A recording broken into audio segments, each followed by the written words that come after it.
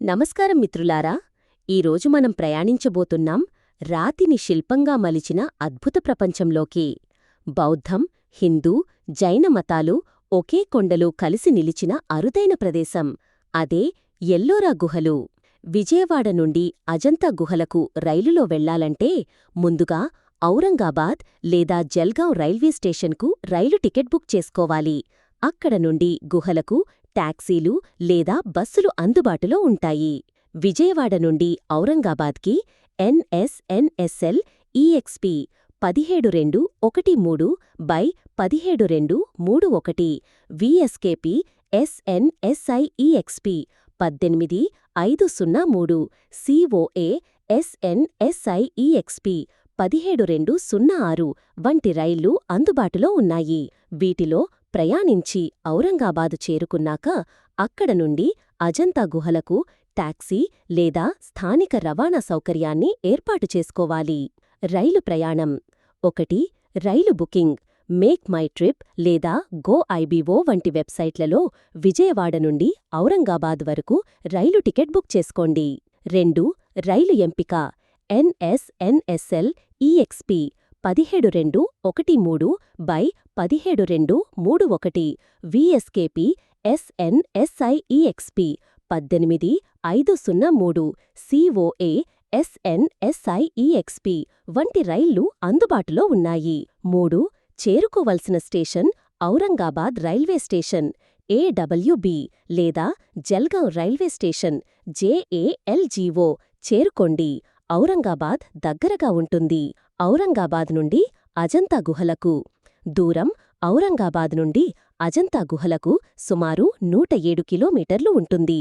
రవాణా railway station నుండి అజంతా గుహలకు వెళ్లడానికి టాక్సీలు లేదా బస్సులు అందుబాటులో ఉంటాయి.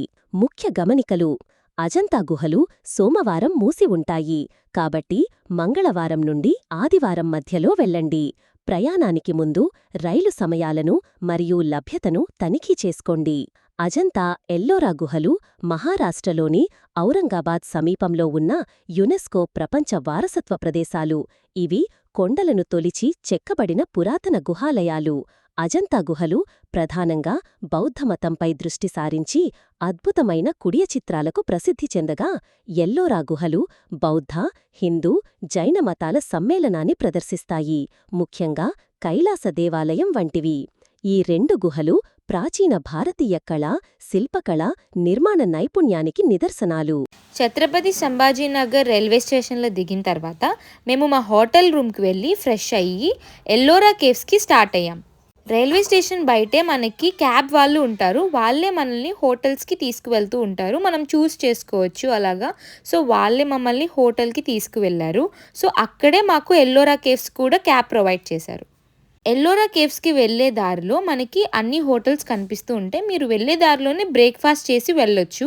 సో మేము అందులో అన్నపూర్ణ హోటల్ దగ్గర అయితే దిగాము. ఇక్కడ చాలా బాగున్నాయి. టిఫిన్స్ అన్నీ ఉన్నాయి. మీకు ఇడ్లీ, సాంబార్, గారి, దోశ, మ్యాగీ అన్నీ ఉన్నాయి మీకు. Hi guys, welcome back to Gudipudi family YouTube channel.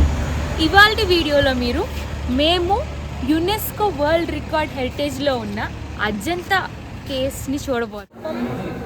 Uttapam ఉంది. నేను ఆనియన్ ఊతప్పం తింటా. గట్టిగా ఉంటుంది, బాగుంటుంది. అవి వద్దులే. అరే ఊతప్పం తింటా, ఇడ్లీ సాంబార్ వద్దు. సాంబార్ ఇడ్లీ, ఆనియన్ ఉంటే మిక్స్డ్ ఊతప్పం తీసుకుంటాను నేను.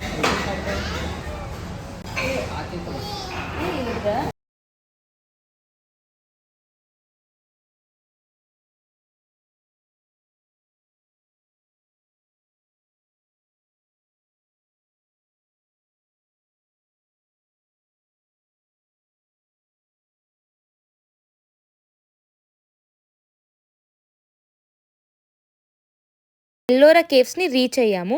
సో మాకు క్యాబ్ వాళ్ళు మాకు ఔరంగాబాద్ నుంచి, అంటే ఛత్రపతి సంభాజీనగర్ నుంచి ఎల్లోరా కేవ్స్కి 2000 ఛార్జ్ చేశారు. సో 2000 ఛార్జ్ చేశారు. మేము 4 మెంబర్స్ ఉన్నాం కాబట్టి కొంచెం తగ్గిమంటే మాకు 1800కి వాళ్ళు ఫైనల్గా మమ్మల్ని తీసుకువచ్చారు.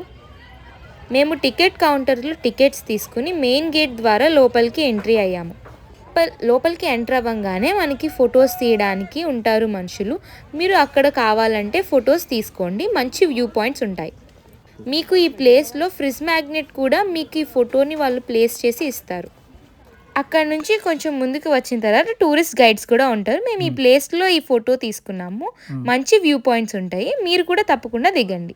ఇక్కడ మీకు టూరిస్ట్ గైడ్స్ ఉంటారు. వాళ్ళు మీకు కొన్ని 4 కేవ్స్ చూపించడానికి ప్యాకేజ్ 2000 రూపీస్ అని అడుగుతారు. సో మేము 4 మెంబర్స్ కాబట్టి మాకు 1500 రూపీస్కి ప్యాకేజ్ అంటారు. వాళ్ళు మిమ్మల్ని 4 ప్లేసెస్కి మాత్రమే తీసుకెళ్తారు. 30 to 34 కేవ్ అదంతా ఒకే చోట ఉంటే ఆ ఒక్క ప్లేస్కి తీసుకెళ్తారు. 29 కేవ్కి తీసుకువెళ్తారు. మళ్ళీ లాస్ట్లో 16th కేవ్ దగ్గరికి తీసుకువచ్చేస్తారు. అంతే. ఈ 3 ప్లేసెస్ని చూపించడానికి మాత్రమే వాళ్ళు 1500 ఛార్జ్ చేశారు. మీకు ఈ గైడ్ అవసరం లేకుండా ఓన్లీ ఎలక్ట్రిక్ వెహికల్ అయి కొంచెం దూరం నడవలేము అనుకుంటే, ఎలక్ట్రిక్ వెహికల్ కావాలి అనుకుంటే అక్కడ వ్యాన్స్ ఉంటాయి. ఈచ్ పర్సన్ 40 రూపీస్ ఛార్జ్ చేస్తారు. మీరు టూర్ గైడ్ని పెట్టుకోకుండా డైరెక్ట్ ఆ వెహికల్ని తీసుకుని వెళ్ళడం బెటర్. ఎందుకంటే టూర్ గైడ్ మీకు లోపలికి రారు, లోపలికి వచ్చి ప్రతి ఒక్క ప్లేస్లో ఎక్స్ప్లెయిన్ చేయరు. కేవ్ బయటే మీకు మొత్తం ఒక ఫుల్ పారాలాగా చెప్పుకుంటూ వెళ్ళిపోతారు. ఇంకా లోపల మీరే వెళ్ళి చూసుకోవాలి. సో నాకైతే టూర్ గైడ్ అంత యూస్ఫుల్ అనిపించలేదు. మీరు ఒకవేళ పెద్దవాళ్ళు నడవలేని వాళ్ళు కనుక వెళ్తే వాళ్ళ కోసం మీరు ఎలక్ట్రిక్ క్యారవాన్ ఉంటుంది అక్కడ, దానికి ఈచ్ పర్సన్ 40 రూపీస్ ఛార్జ్ చేస్తారు. మీరు ఆ క్యారవాన్ని ప్రిఫర్ చేసుకుని వెళ్ళొచ్చు 30 to 34 కేవ్స్కి. మీకు టూర్ గైడర్ ఓన్లీ హిందీ మరాఠీలోనే ఉంటారు, మీకు తెలుగు ఇంగ్లీష్లో ఉండరు. బౌద్ధం, హిందూ, జైన మతాలు ఒకే కొండలో కలిసి నిలిచిన అరుదైన ప్రదేశం అదే ఎల్లోరా గుహలు. మహారాష్ట్రలోని ఔరంగాబాదు దగ్గర చరణాంద్రి కొండపై చెక్కబడినవి ఎల్లోరా గుహలు. ఇవి మొత్తం 34 గుహలు. బౌద్ధం, హిందూ మతం, జైనం 3 మతాల సహజీవనం. కైలాస దేవాలయం ఒక్కే రాయితో పైనుంచి కిందికి చెక్కిన ప్రపంచ అద్భుతం. 34 caves है मैडम. 1 से लेके 12 तक बुद्धिज्म है, ओके. 12 से लेके हिंदुइज्म है, 30 से लेके 34 जैनिज्म है, ओके. आप 16 पे खड़े हो कैलाश मंदिर.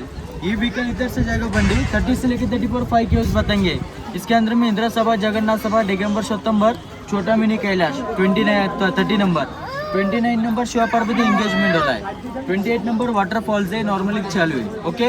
लास्ट में 16 कैलाश पे आएंगे. ये सेंटर के कुछ केव्स देख रहे हैं आप, फिर ट्रायल केव, रब केव, इनकम्प्लीट केव्स. ये सारा इधर से इधर देखना तो 3 दिन भी कम पड़ता है वॉकिंग से. हम 4 किलोमीटर ला बंडी रहेगा, अप एंड डाउन बंडी. लास्ट में 16 कैलाश रहेगा. कैलाश मंदिर देखने के बाद आपको बुद्धिस्ट केव जाना होगा, तो आपको 200 मीटर बैक साइड जाना पड़ेगा.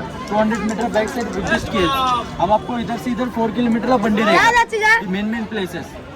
Okay, now you'll take from here to here only. These only. These we have to see. 200 These we only have to see. 200 metre. 16 Kailash मंदिर. ఇక్కడ నుంచి ఇక్కడ వరకు తీసుకెళ్ళినందుకు ये कैलाश मंदिर देखने के लिए आपको 30 मिनट लगेगा. 16 to అవన్నీ చూపిరు మళ్ళీ 16 to 30 से लेकर 34 5 caves. 29 number Shiv Parvati engagement. అక్కడ ఆపుతారు. आए समझ में. और इधर से इधर जाए तो 200 metre back side Buddhist caves हमारे इधर लास्ट रहता है, ओके. आपको और केव के सामने लेके जाएंगे मैडम. అవి చేయరు. अब पहले मेरा समझ लो. అని అక్కడ వెహికల్ ఆపితే మనం చూస్తాంగా, అది చెప్పు. ఓకే యు ओके, हाँ. इसमें आपको 30 मिनट लगेगा. This is the last point. Okay इधर 1 आवर्स भी लगा सकते हैं इसमें. 1 hour for that cave only. हाँ, ये 5 किलोमीटर राउंड Okay. बड़ा caves. Okay, this one is the हाँ, last. Last. Okay, last. Okay, this 2 point 5 point और लास्ट में 8 पॉइंट.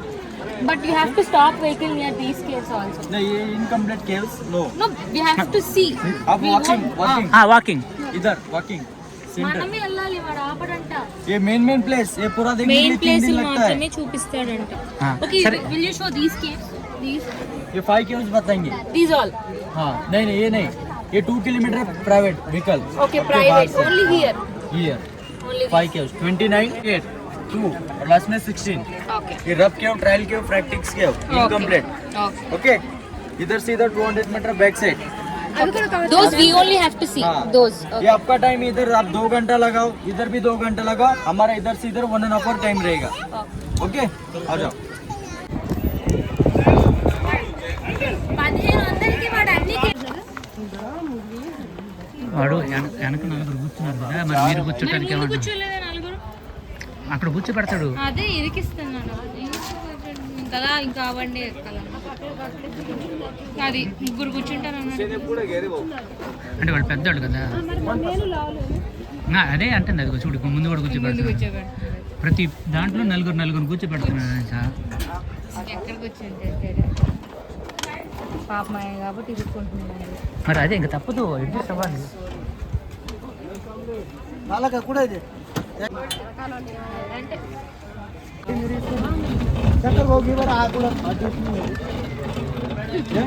అయ్యి రావట్లేదే గైడ్.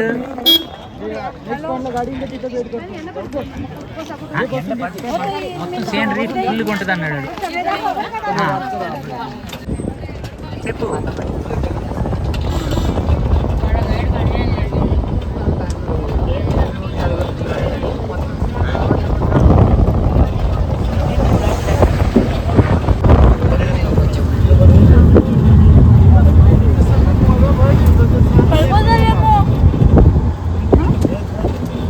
పడిపోతారేమో అని చూడు అంటే కొండ ఎక్కుతుంది, నేను ఇలా పడతానేమో అని.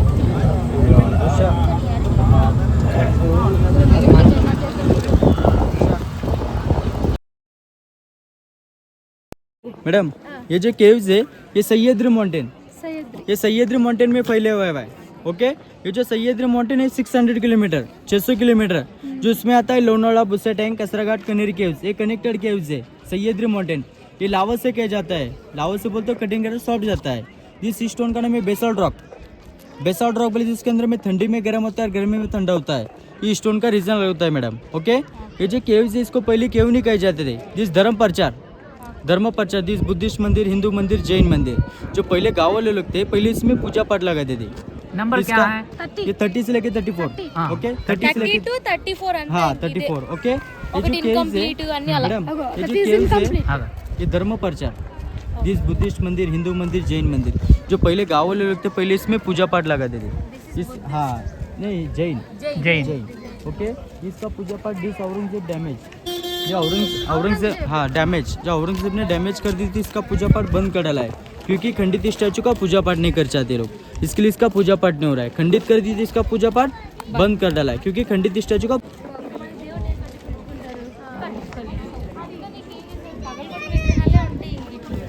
విగ్రహాలు ఉంటాయి. పైనేమో ఇక్కడ వాళ్ళ కాలంలో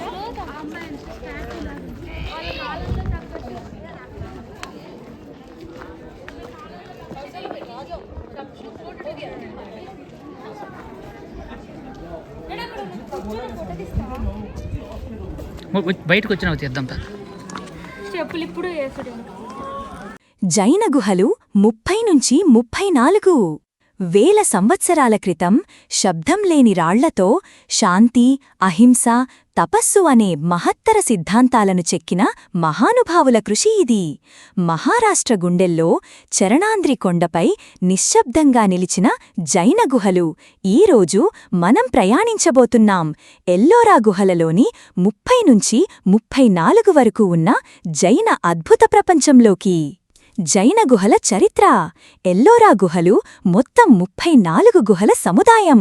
ఇందులో 1 నుంచి 12 వరకు బౌద్ధ గుహలు, 13 నుంచి 29 వరకు హిందూ గుహలు, 30 నుంచి 34 వరకు జైన గుహలు.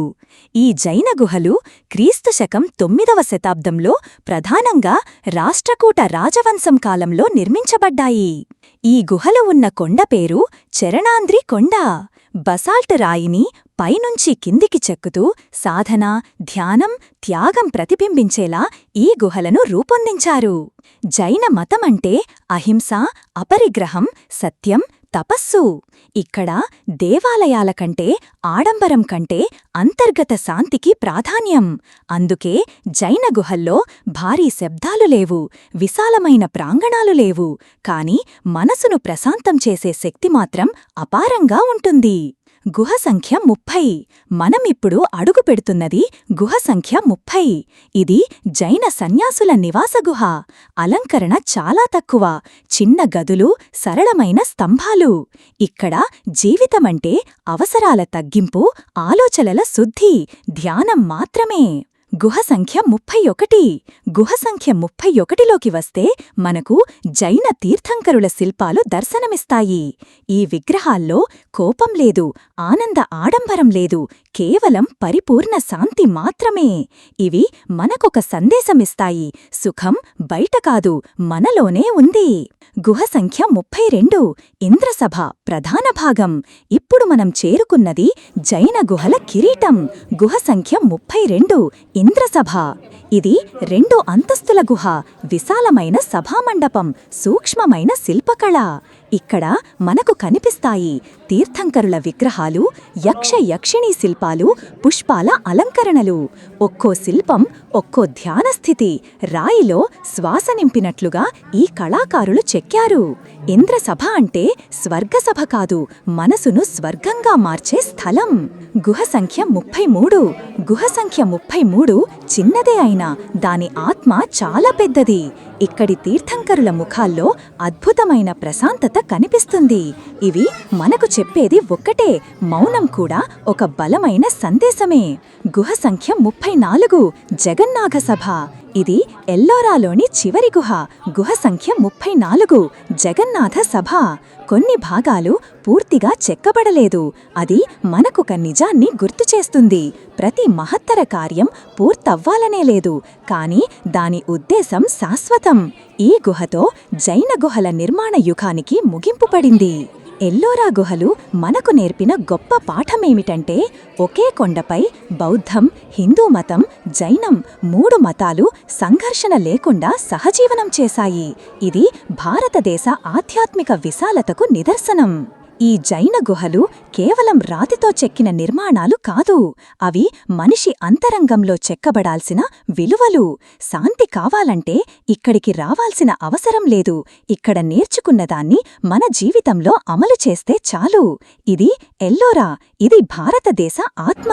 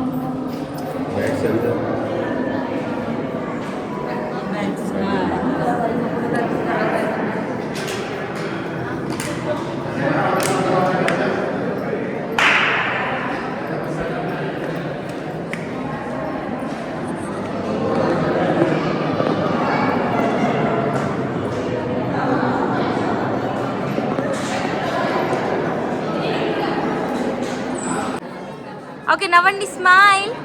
రావండి, నడుచుకుంటారండి.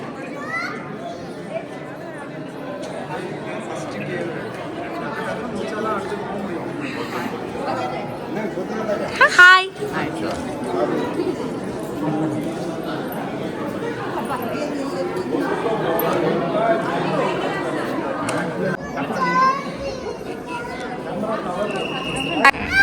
ఈ కేవ్స్ ఎలా ఉన్నాయి, మీ అభిప్రాయం చెప్పండి.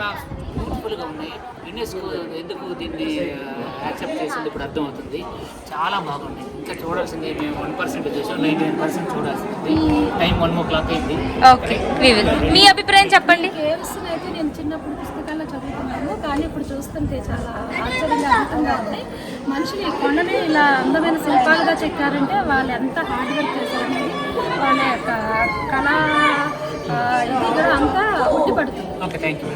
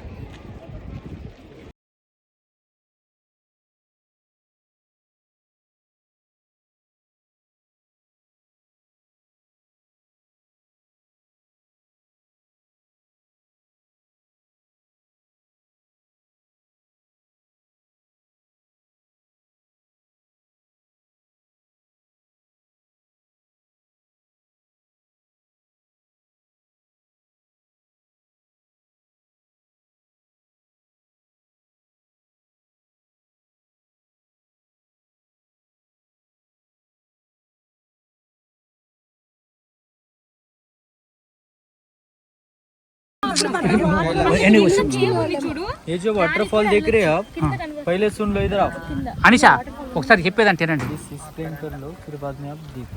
ओके, ये जो वाटरफॉल्स देख रहे हैं आप, ये नेचुरली वाटरफॉल्स है. ये जो वाटरफॉल है सर, जो रेनी सीजन में तो बिग साइज में चलता है. बिग साइज बोले तो हाइट में बढ़ के चलता है. जो बैरिकेड दिख रहा है ऊपर में, दिस बैरिकेड, तो बैरिकेड से पूरा हाइट में बढ़ के चलता है वाटरफॉल्स. ये नॉर्मली क्यों चल रहा है? क्योंकि इधर में 8-15 दिन हो गए, तो थोड़ा बहुत रेनी सीजन हो गया, इसके लिए वाटरफॉल चल रहा है मैडम. ओके, और ये जो वाटरफॉल है, वाटरफॉल के बैक साइड में 15 किलोमीटर में गाँव है महिसमाल बोल के, उधर में एक बड़ा तालाब है, ऐसा तालाब है. जो तालाब के बाजू में केटी रहता है. केटी बोले तो बांध, जो बांध ओवरफ्लो होगा तो वाटरफॉल इधर में चलेगा. और ये जो वाटरफॉल है, वाटरफॉल से नहीं जाने जाते. ये वाटरफॉल का नाम है सीता की नानी. ये सीता माता की नानी क्यों पहचानते हैं? जो सीता माता थी उस जमाने में इधर वनवास के लिए आई थी, तो उन्होंने इसके नीचे स्नान किया था, इसके लिए इसका नाम रख दिया सीता की नानी वाटरफॉल्स. जो घृष्णेश्वर मंदिर जाके आप 12 ज्योतिर्लिंग नहीं गए? 12 ज्योतिर्लिंग घृष्णेश्वर नहीं. ओके, तो घृष्णेश्वर मंदिर 12 ज्योतिर्लिंग में जाके कनेक्ट होता है वाटर. उधर में कनेक्ट होने के बाद उधर में हार्वेस्ट टैंक्स है. जो हार्वेस्ट टैंक्स में वाटर जमा होने के बाद जो ब्राह्मण लोग हैं, इसको गंगा जल बोल के शिवलिंग के लिए अर्पण करते हैं प्राइवेट में. ओके, उसी के बाद ये जो वाटरफॉल्स होने के बाद जो रेनी सीजन के दिन में है तो बिग साइज में चलता है. मैं आपको एक बार आपको वीडियो बता देता हूँ.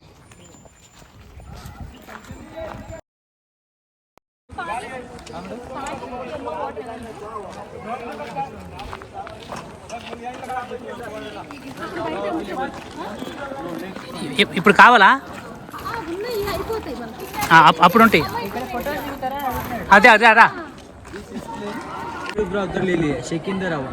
शिवजी रुद्र अवतार ले लिया है, तो काली माता ने राक्षस को धनुष से बाण से मार डाला है. राक्षस का सिर कट गया है, तो काली माता ने पकड़ के रखा था, क्योंकि ब्लड नीचे गिरना नहीं चाहिए. एक भी बूंद नीचे गिरेगा तो अजर राक्षस पैदा होते थे. रक्तवीज शूरा बता गया है. जो स्टोन का कटोरा दिख रहा है डाउन में, ऐसा पकड़े हुआ, जो ब्लड उसमें गिरना चाहिए, ब्लड नीचे गिरेगा तो अजर राक्षस पैदा हो. रक्तवीज बता गया है, ये रक्तवीज शूरा है. ओके, जो लेफ्ट साइड से स्टार्ट करेंगे शिवा पार्वती एंगेजमेंट, ये स्टैचू, इसके अंदर में 6 अवतार है, उधर में 12 अवतार है. ये इनकम्प्लीट के वजह कंप्लीट कैलाश है. ओके, ये शिवा, ये विष्णु पुराण, शिव पुराण, वरा अवतार, दलसिंह, रुद्र अवतार, 6 अवतार इसमें अंदर देखिए. में खाने पीने के लिए यूजिंग, जिस सनलाइट में गार्डन के लिए यूज होता है, उस जमाने में खाने पीने के लिए यूजिंग करते थे. ओके, उसी के बाद आपको इधर से आ जाओ थोड़ा. ओके, दिस शेकिंदर रावण. ये रावण जी ने कैलाश पर्वत हिलाने की कोशिश किया था. ओके, इस रावण जी ने कैलाश पर्वत हिला दिया है, तो पार्वती डर गई है.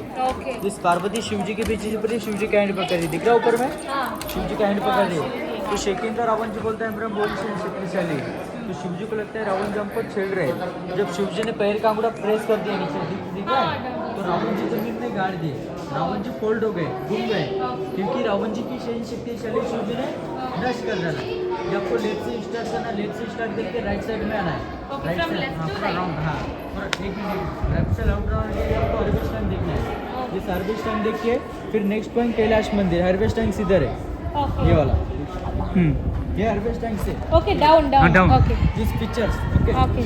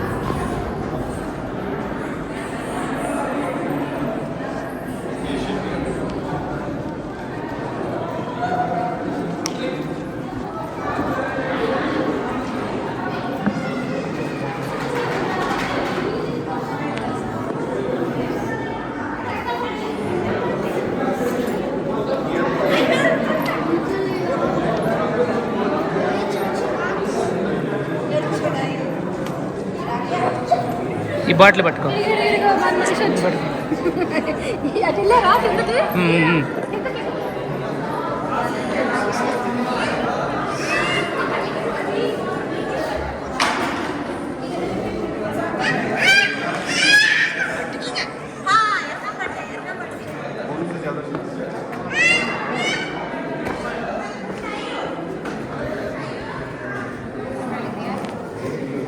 అబ్బాయి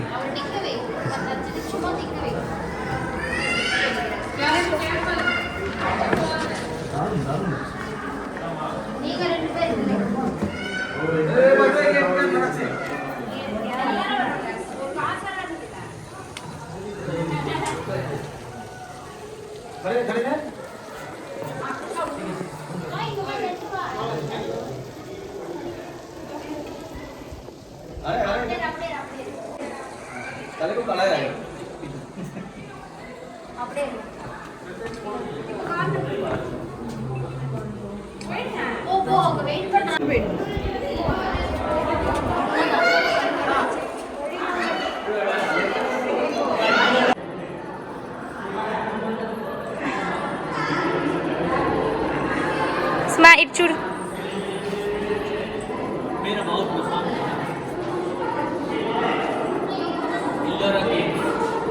దా దగ్గరికి. Ellora caves, famous Ellora caves. Thank you. Okay wait this is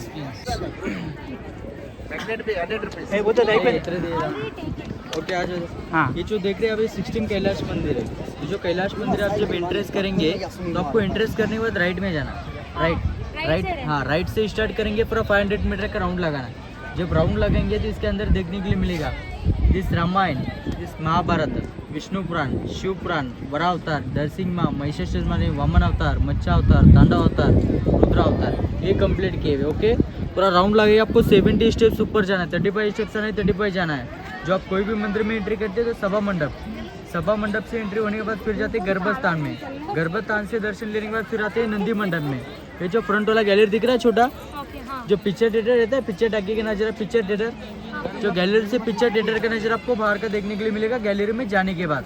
ये छोटा गैलरी के पीछे नंदी मंडप है, उसके पीछे सभा मंडप है, राइट वाला दिख रहा है ऊंचा वाला, ये गर्भस्थान है। ओके, ये पूरा राउंड लगाने के बाद इसके अंदर में आपको बाहर आना है। बाहर आने के बाद आपको बौद्ध धर्म के लिए जाना है, Buddhist caves, this 200 metre back side दिख रहा है पहाड़, 200 मीटर बैक साइड है बुद्धिस्ट केव्स। और नहीं जाना है तो इधर से नीचे आके एग्जिट, ये जो ग्रे साइड दिख रहा है इधर, ये ग्रे साइड से एग्जिट पॉइंट से आपको एक फैमिली फोटो लेके देता हूँ, फिर आपको देख के आ जाओ। फोटो लेने कम्युनिटी वीडियो बैक साइड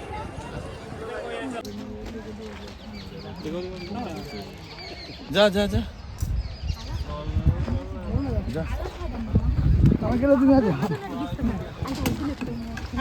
అలా కాదు నాకు కావాల్సిన బొమ్మ.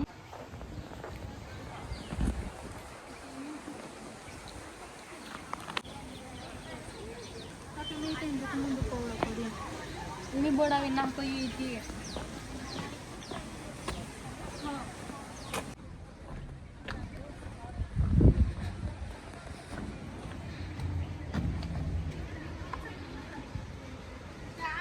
రా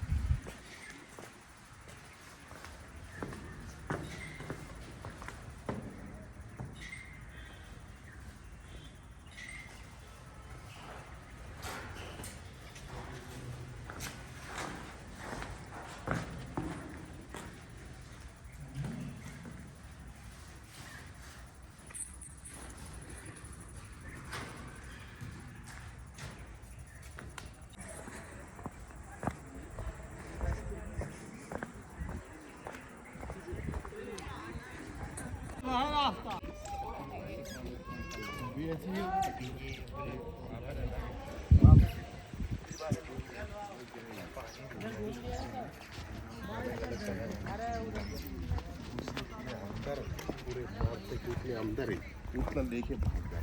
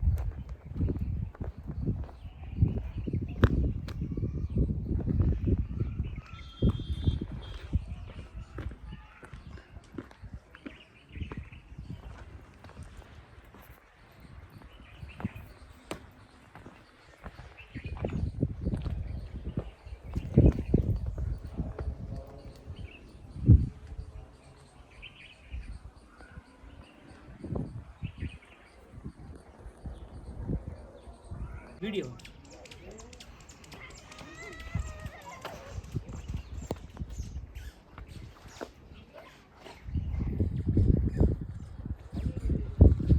హార్జెంటల్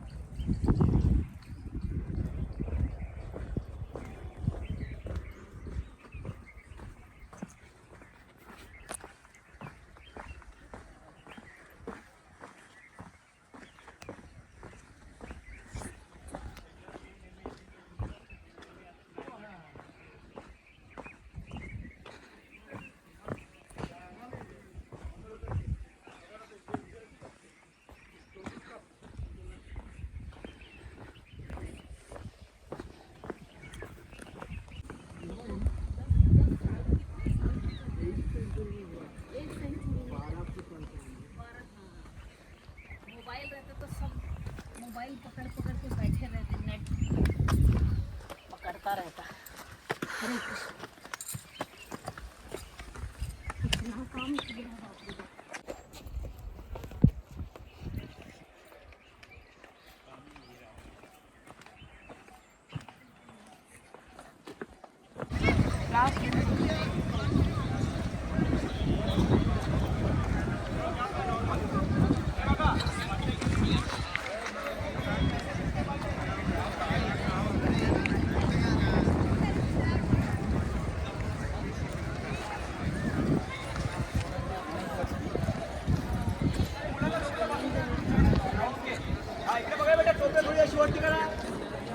दिसले पाहिजे सगळ्यांचे 1 2 3 डोळे वर ठेवा हे दीदी तू समोर ये थोडंसं एक तू नाही तू पाठीमागे सरक ते बारकीला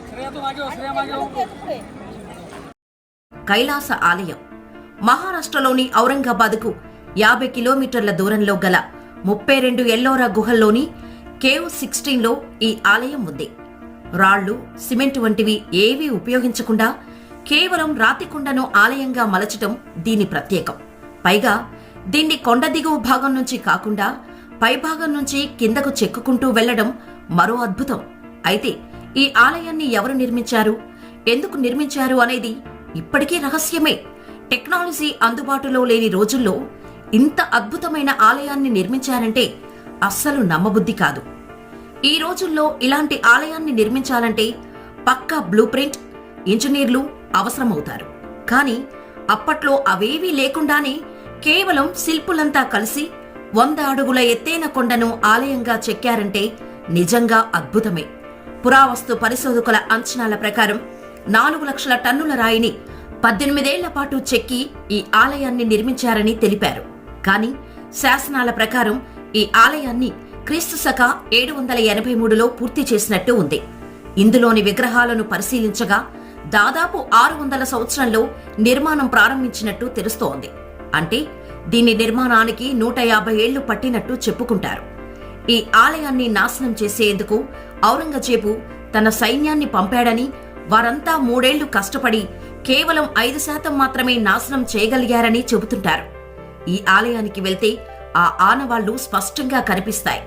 3 అంతస్తుల ఎత్తు ఉండే ఒకే రాయిని తొలుస్తూ అంత భారీ నిర్మాణం చేపట్టారంటే చాలా అద్భుతం అనిపిస్తోంది. ఆలయ గోడలపై రామాయణం, భాగవతం, మహాభారత గాథలను శిల్పాలుగా మలిచారు. ఆలయ ఆవరణలోని స్తంభం, దాని భాగంలోని సింహాలు, గ్రహాల శిల్పాలు ఆకట్టుకుంటాయి. ఇప్పటి వరకు అంతా ఈ ఆలయ నిర్మాణమే పెద్ద మిస్టరీగా భావించారు. కానీ దీని కింద మరో మిస్టరీ దాగి ఉంది. అది అండర్ గ్రౌండ్ సిటీ.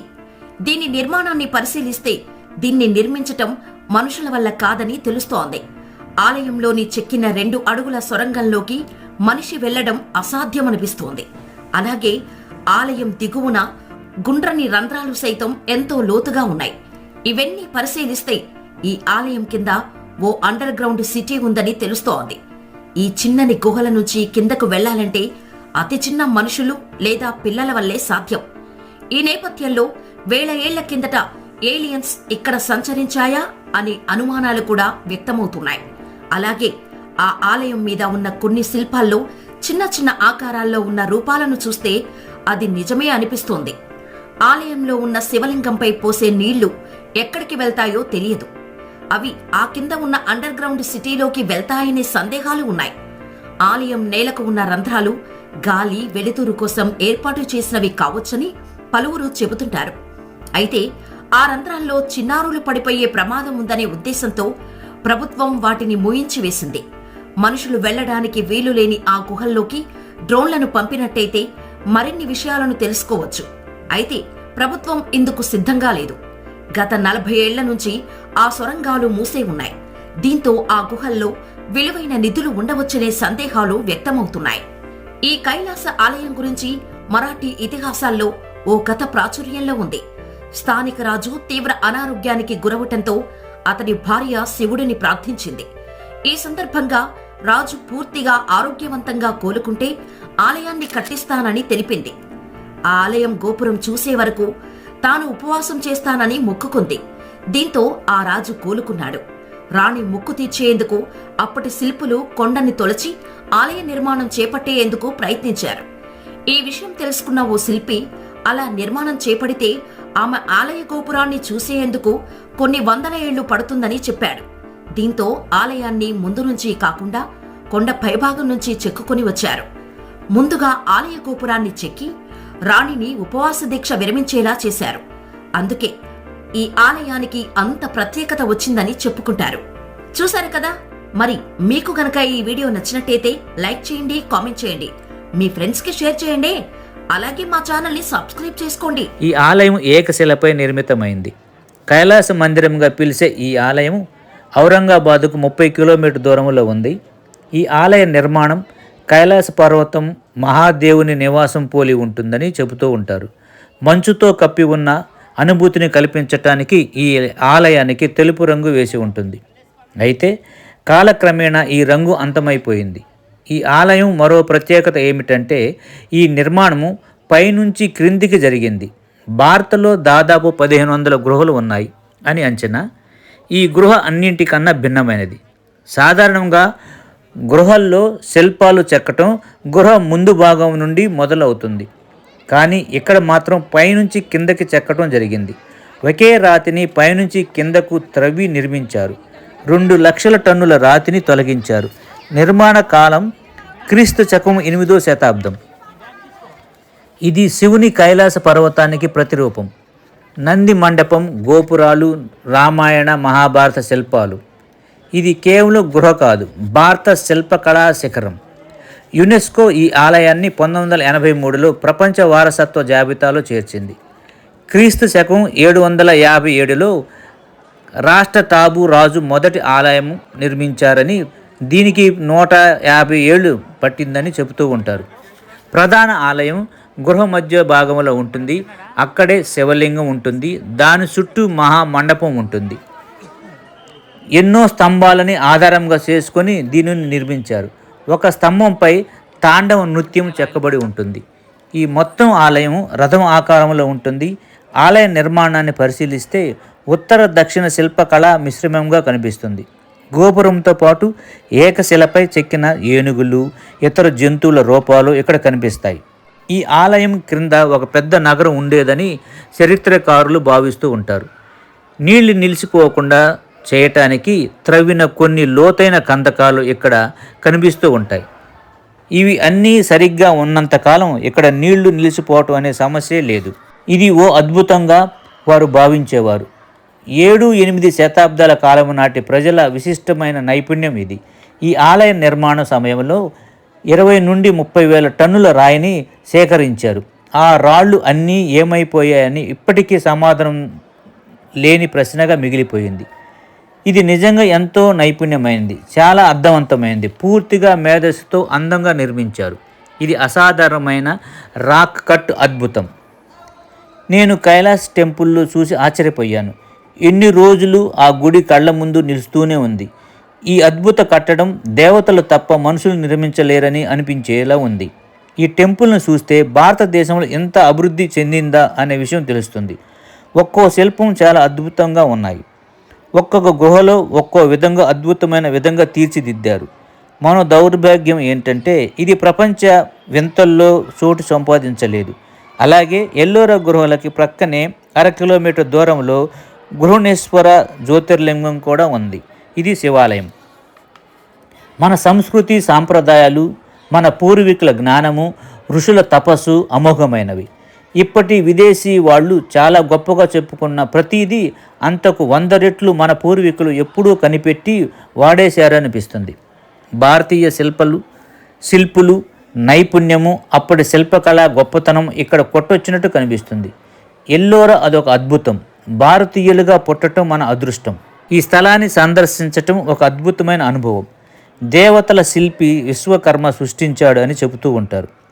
కైలాస దేవాలయాన్ని ప్రపంచ వారసత్వంగా గుర్తించాలి. అప్పుడే ప్రపంచంలోని మన ఇండియన్స్ ఆర్కిటెక్చర్ గురించి తెలుస్తుంది.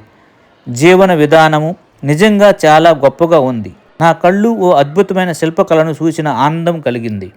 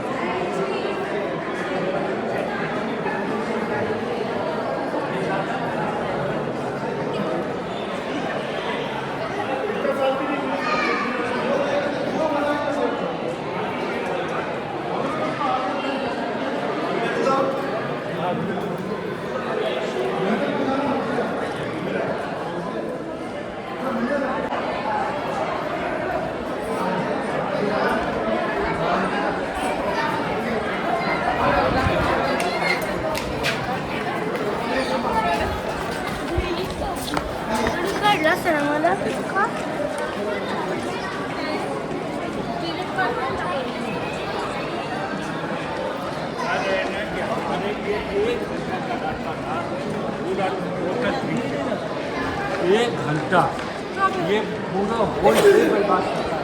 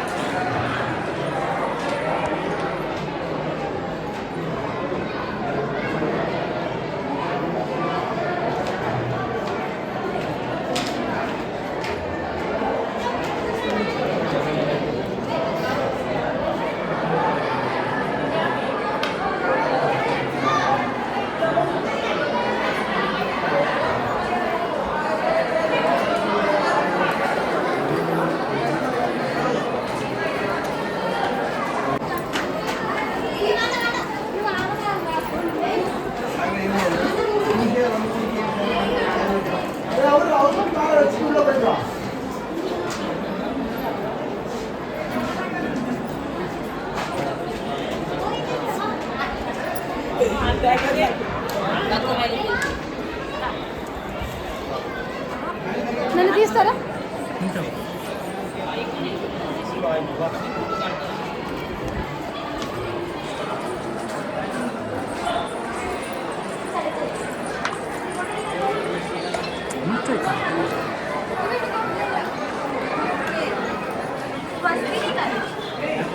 నువ్వు అలానే ఉండు.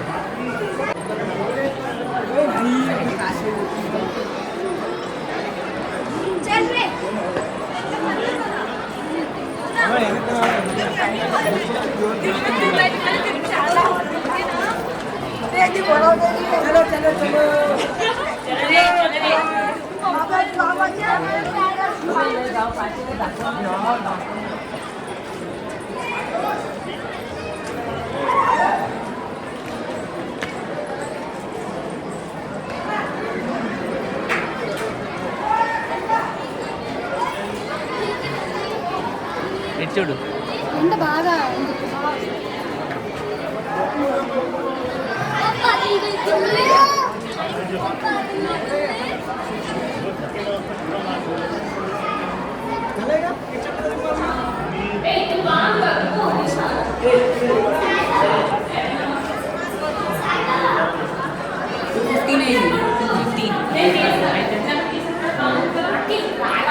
చూడాలి. అక్కడి నుంచి వ్యూ బాగా పడుతుంది.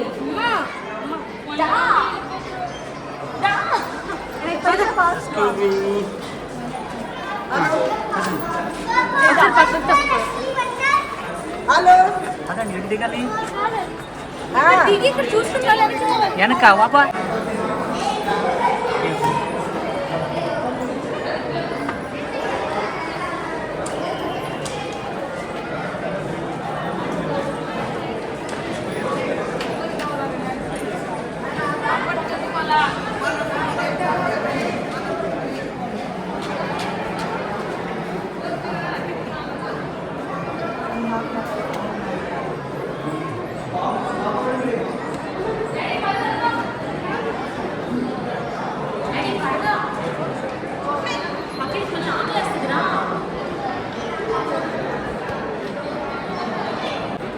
డాడీ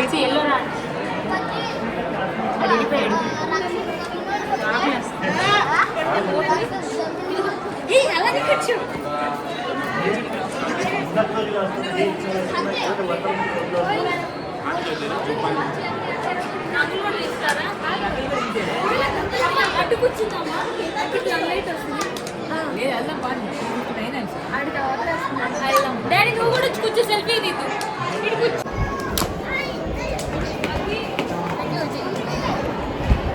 నవ్వే పెట్టరా కొంచెం. Hi guys. అది కూర్చుంటే ఫేస్ మీద హాయ్ గాయ్స్. సో ఫైనల్లీ మేమైతే ఎల్లోరా కేవ్స్ ని కంప్లీట్ చేసుకున్నాం. సో మేము 16th కేవ్ ఆఫ్ ఎల్లోరా మేమైతే ఉన్నాం.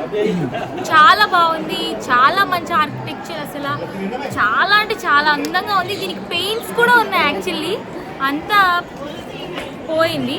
సో మీ యొక్క అభిప్రాయం చెప్పండి, ఎలా ఉంది? చాలా బ్యూటిఫుల్ గా ఉంది. యునెస్కో అందుకే యాక్సెప్ట్ చేసింది. Ellora is the Ellora. Yes, చాలా బాగుంది గైస్, మస్ట్ విజిటెడ్ ప్లేస్. మీ యొక్క అభిప్రాయం? చాలా బాగుంది, మంచిగా చాలా ఓకే, చాలా బాగుంది. అందరూ తప్పకుండా ఈ ప్లేస్ మస్ట్ విజిటెడ్. సారీ, కొత్త కళ్ళజోడు కొన్నాను, అది పెట్టాలంట, మర్చిపోయాను. మామూలు కళ్ళజోడు పెట్టుకుంటానన్నా కుదరదన్నా. సో ఖచ్చితంగా కొత్త కళ్ళజోడు పెట్టుకోవాలి కదా. సో ఇప్పుడు చెప్పండి మీ యొక్క ఎక్స్పీరియన్స్. చాలా బాగుంది. ఈ శిల్పకళలను చూసి నా చెదిరిపోయింది అనమాట. యాక్చువల్లీ మీరు ఇక్కడ గమనించాల్సింది, మొత్తం ఇక్కడ రంగులు కూడా ఉన్నాయి. ఆ రంగులు మీకు ఊడిపోవడం వల్ల తెలియట్లేదు. లోపల శివుడి బొమ్మ కూడా ఉంది, అదే శివుడి స్థూలస్థాపం కూడా ఉంది. దాన్ని పూజలు చేయడం అలాంటివన్నీ ఆపేశారంట. అదంతా ఔరంగజేబ్ మహిమ అని చెప్పి చాలా మంది చెప్పడం అంతా విన్నాను. బాగుంది, తిరగచ్చు. ఉద్యమంలో తిరగలేం కానీ బాగుంది. మీ యొక్క అభిప్రాయం చెప్పండి, ఎలా ఉంది? ఇవి ప్రపంచంలో గుర్తింపబడిన ఒక గొప్ప శిల్పకళలు. సో ఇవన్నీ కూడా చాలా అద్భుతంగా ఉన్నాయి.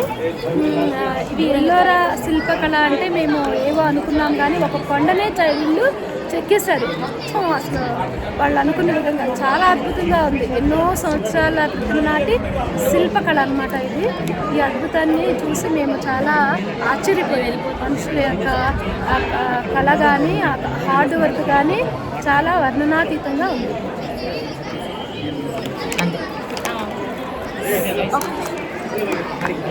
సో మీరు కూడా తప్పకుండా మీ ఫ్యామిలీ అందరితో విజిట్ చేయండి.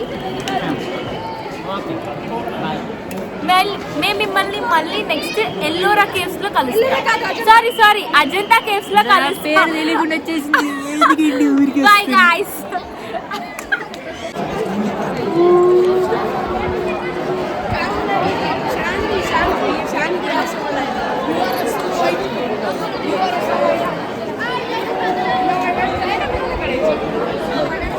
రండి రండి.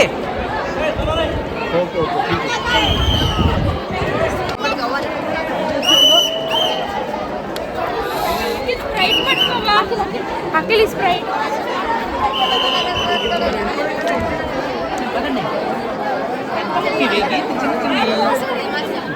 పెద్ద తీసి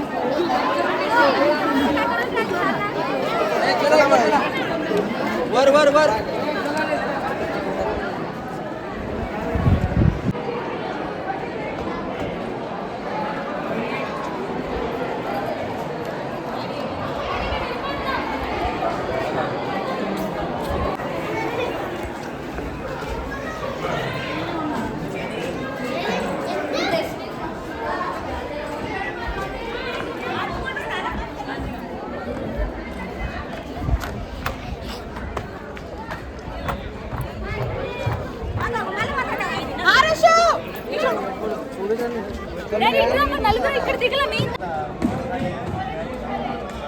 హాయ్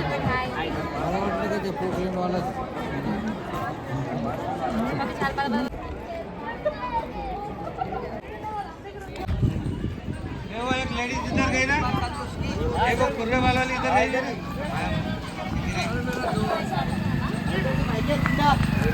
गोवा गया था मैं, कुछ फोन नहीं पूछी तो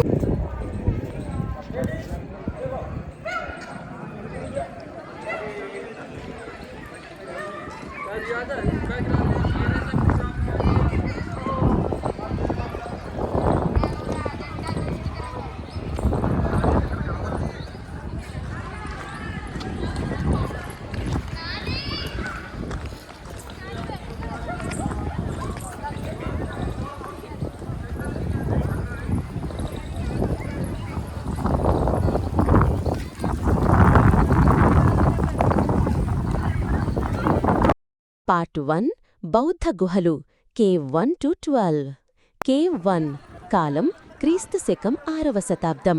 ఇది చిన్న విహారం, సన్యాసులు ధ్యానం చేసేందుకు ఉపయోగించిన ప్రదేశం, బౌద్ధ తత్వానికి ప్రతీక. ఇది సాదాసీదా విహారం, బౌద్ధ సన్యాసులు ధ్యానం చేసిన నిశ్శబ్ద స్థలం. అలంకరణ కాదు, ఆత్మశాంతే ఇక్కడ లక్ష్యం. కేవ్ 2 లోపల బుద్ధ విగ్రహం, బోధిసత్వుల శిల్పాలు, గోడలపై చెక్కిన కమలాలు ఆధ్యాత్మిక స్వచ్ఛతకు సూచన. కేవ్ 3 సన్యాసుల నివాస గది ప్లస్ ప్రార్థన మందిరం. రాతిలోనే పడకలు చెక్కడం గమనించాలి. సన్యాసుల నివాస గదులు, రాతిలోనే పడకలు, నిలువ స్థలాలు చెక్కారు. ఇది అప్పటి జీవన విధానాన్ని మనకు చూపిస్తుంది. కేవ్ 4 అసంపూర్తిగా మిగిలిపోయిన గుహ. ఇది మనకు ఒక విషయం చెబుతుంది, ప్రకృతి, రాజకీయం, యుద్ధాలు కూడా చరిత్రను ఆపగలవు. అసంపూర్తిగా మిగిలిపోయిన గుహ, ఇది చరిత్రలో ఆగిపోయిన శ్రమకు నిదర్శనం. కేవ్ 5 అత్యంత ముఖ్యమైనది, పెద్ద డైనింగ్ హాల్, రాతితోనే చెక్కిన పొడవైన బెంచీలు. ఇది వేలాది సన్యాసులు ఒకేసారి భోజనం చేసిన స్థలం. కేవ్ 6-7 ఇక్కడ బుద్ధుని బోధన భంగిమలు స్పష్టంగా కనిపిస్తాయి. చేతి ముద్రలు, ముద్రాస్ ద్వారా బోధనలు తెలియజేశారు.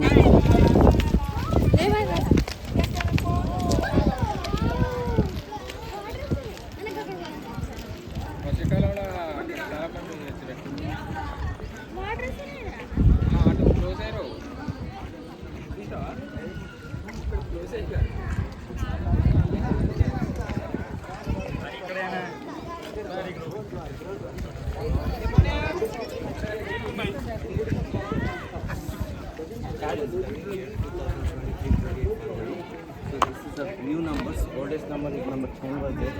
This is all, this is the dust. So this is all make the concrete was fixed. This is the G4 G21. So number 1 to 9, that is all monastery caves. This is number 10. This temple has 3 names. Sanctuary cave.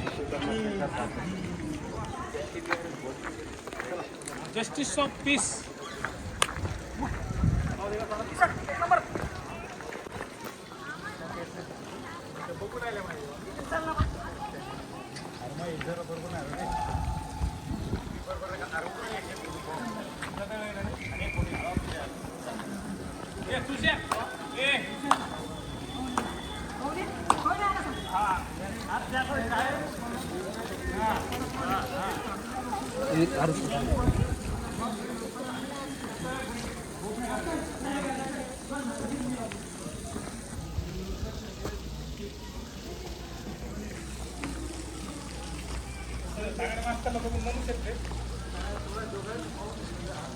Thank you.